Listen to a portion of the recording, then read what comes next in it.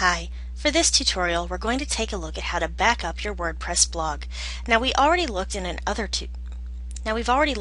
of the former tutorials about how to back up your entire site using your cPanel and backing up either your whole site or your database that your WordPress site is loaded into.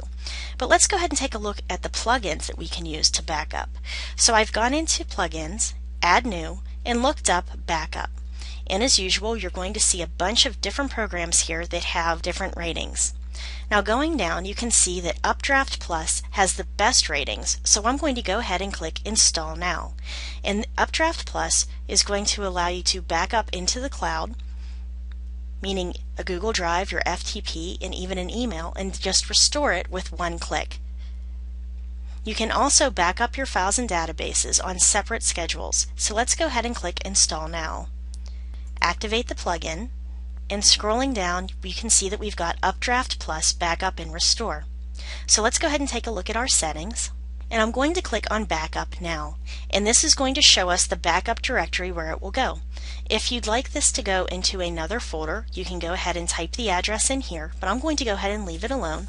It also shows you when the next backup is scheduled, when the next scheduled database backup is, and when the last backup has been done. Since I haven't done any of these yet, you'll see that these are all set on no backup has been completed. Underneath that, it has file backup intervals. You can do it manually, daily, weekly, or monthly. And your database backup intervals, which are also daily, weekly, monthly, or manually. You can choose which files to back up, including plugins, themes, and uploads. How many backups you want to retain. This is how many files and database backups will be retained. If you have a database encryption phrase. If you're going to be doing a remote backup, and this could be to Amazon S3, to a Google Drive, to an FTP, and to email. And I'm going to have it do a backup to an email. And then the email address where this will go. If you want to delete the local backup, and if you want to do it in debug mode. Once that's done, I'm going to click on Save Changes, and then I'm going to click on Backup Now.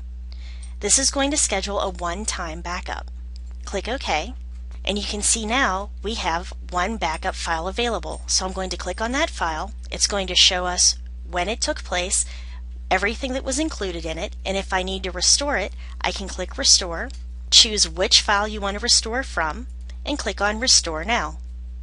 So that's just a way that we can use one plugin to go ahead in and back up our site. Let's go back into our plugins. We can also edit. And this is if you know HTML and want to edit your files. Again, not recommended unless you really know what you're doing. And you can also donate. Donating is a great idea because the people that make up these widgets for you are putting their hard-earned time and money into making these widgets. And if you donate, you give them a little something back. So that's how we're going to do our backup and restore with Updraft Plus, although you can choose any of the other plugins that you saw, just make sure they have a high rating. So thanks for listening to this tutorial. I'll see you next time. Have a great time with your WordPress page.